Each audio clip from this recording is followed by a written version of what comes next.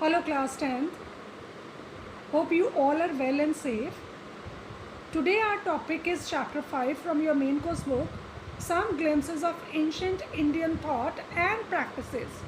This chapter is written by Dr. D.V. Jindal. Class 10th, in this chapter, the author tells about the traditions and practices prevalent in ancient India.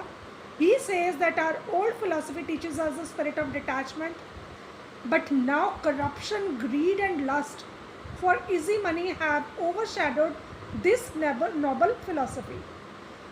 इस पाठ में जो writer है वो हमें प्राचीन भारत में फैली हुई परंपराएं और रिवाजों के संबंध में बताता है। वो कहता है कि हमारे प्राचीन दर्शन हमें वैराग्य की भावना सिखाते हैं, परंतु अब भ्रष्टाचार, लालच और लालसा इसने इस उत्तम दर्शन को ख़त्म कर दिया है। हमारा प्राचीन दर्शन हमें ये सिखाता है कि सारा ब्रह्मांड जो है वो एक परिवार है। The whole universe is one family. But now we have forgotten this philosophy. पर अब हम इस दर्शन को भूल चुके हैं। In ancient India, there was no discrimination on the basis of caste, creed or sex. But now such discrimination is quite prevalent. Women are not getting their rightful place in the society. The practice of female feticide has become very common. प्राचीन भारत में किसी भी तरह की जात, नस्ल या लिंग के आधार पर कोई भेदभाव नहीं था, परंतु अब इस प्रकार के भेदभाव जो है वो आम हो गए हैं। औरतों को समाज में उचित स्थान नहीं मिल रहा है। कन्या भ्रूण हत्या पर भी बात करना आम हो गया है। इस लेसन में हम यही सब चीज़ें पढ़ेंगे। Now come to the lesson. In a fight between the demons and the gods, once the demons were having an upper hand.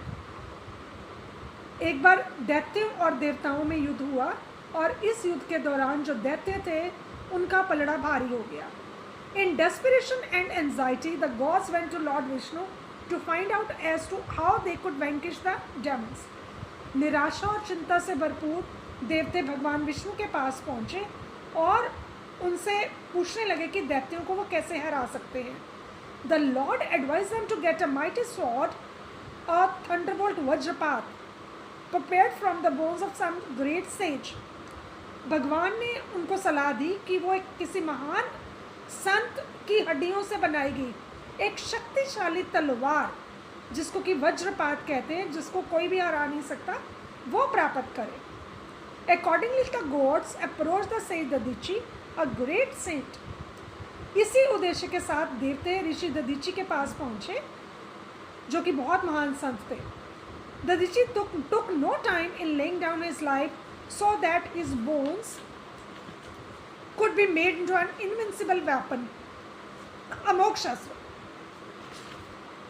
Dadhichi ने बिना सोचे समझे अपने प्राणों का बलिदान दे दिया ताकि उनकी हड्डियों से अमोघ शस्त्र बनाया जा सके। This victory of the good over evil is the rarest of the rare examples of great renunciation.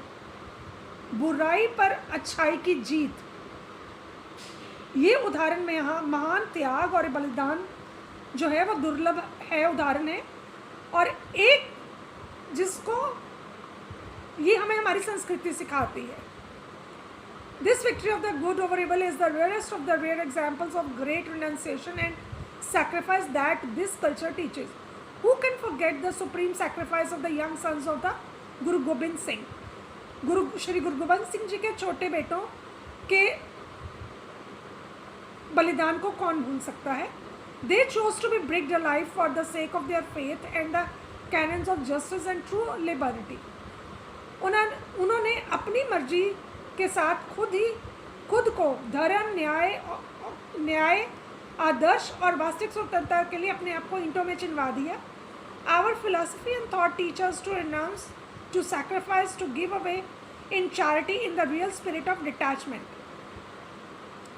इदम न मम,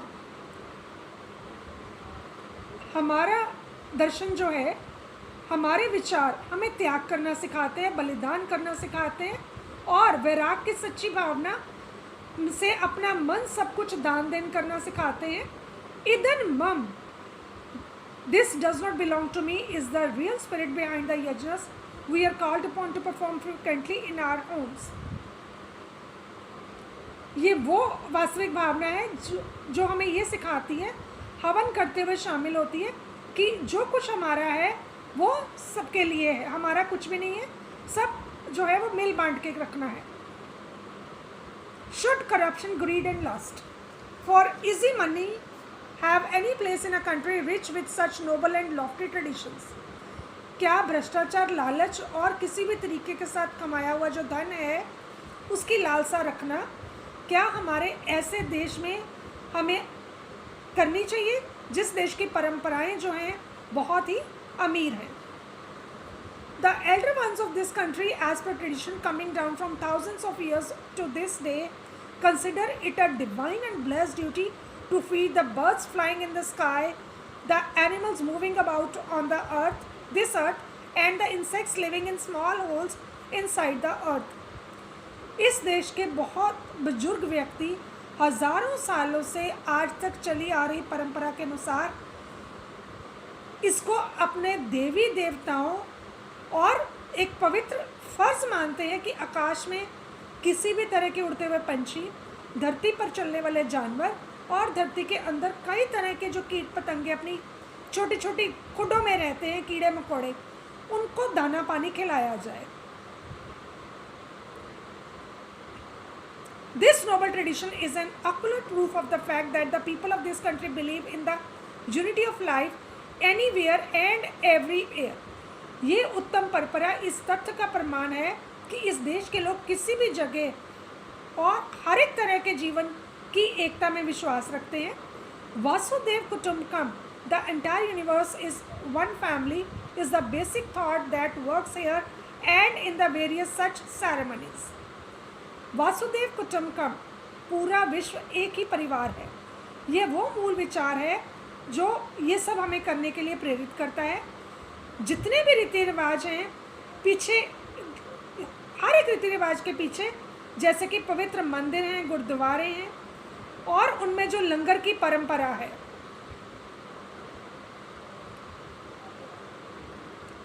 Like the tradition of langar in the holy temples and gurdwaras and the messages of the holy gurus contained in the directive.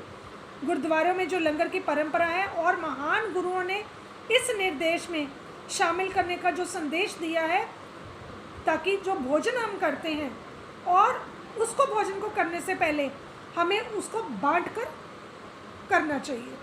Eat only after you have shared your meal with others. वंड छको. This idea of distribution applies not to food only. It extends well up to the entire resources and funds that are available to man. Do we still need to be taught to love the entire mankind as our kith and kin and respect and sanctity of life through total non-violence? बांटने का ये विचार सिर्फ भोजन पर ही लागू नहीं होता, ये उन सब स्रोतों और राशियों पर भी लागू होता है जो मनुष्य को प्राप्त है. क्या अभी भी इसकी ज़रूरत है कि हमें संपूर्ण मनुष्यता को अपना रिश्तेदार समझना और संपूर्ण अहिंसा द्वारा जीवन की पवित्रता का सम्मान सिखाया जाए.